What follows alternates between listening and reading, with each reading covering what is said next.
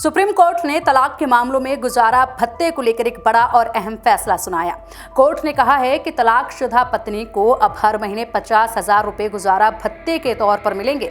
यही नहीं, इस रकम में हर 2 साल में 5% की बढ़ोतरी भी की जाएगी।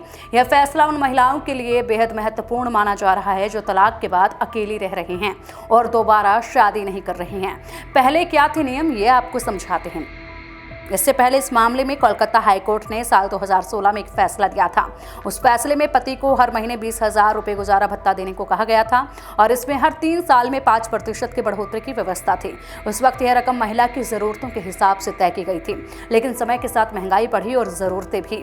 बदलाव क्यों किया गया? सुप्रीम कोर्ट ने 29 मई 2025 को जो फैसला दिया उसमें साफ कहा गया है कि एक महिला जो तलाक के बाद अकेली रह रही है और जिसने दोबारा शादी नहीं की, उसे वैसा ही जीवन स्तर मिलना चाहिए जैसे वह शादी के दौरान जीती थी। कोर्ट ने यह भी कहा कि गुजारा भत्ता ऐसा होना चाहिए जिससे महिला का भविष्य सुरक्षित हो सके।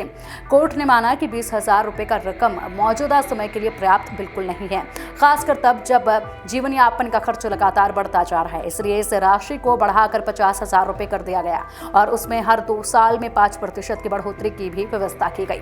उदाहरण के तौर पर 2 साल बाद ये रकम 52,500 हो जाएगी, फिर अगली बार और बढ़ेगी। मकान पर भी बड़ा आदेश इस दौरान दिया गया है। सिर्फ गुजारा भत्ता ही नहीं बल्कि सुप्रीम कोर्ट ने हाई कोर्ट के एक पुराने फैसले को भी बरकरार रखा है। इसमें पति को कहा गया है कि वह जिस मकान में उसकी पत्नी रह रही है उसका होम लोन चुकाए और उस मकान का मालिकाना हक भी पत्नी के नाम ट्रांसफर करे। इस फैसले का मतलब क्या है ये आपको समझाते हैं। इस फैसले से यह साफ हो गया है कि तलाकशुदा महिलाओं की सुरक्षा और सम्मानजनक जीवन के लिए न्यायपालिका गंभीर है। कोर्ट का मकसद ये है कि महिला को किसी तरह की आर्थिक तंगी ना झेलनी पड़े और वह आत्मनिर्भर होकर जीवन बिता सके। अब इस पूरे मामले का निष्कर्ष ये है कि सुप्रीम कोर्ट का यह फैसला न सिर्फ एक केस से जुड़ा है बल्कि यह बाकी मामलों के लिए भी एक उदाहरण बनेगा।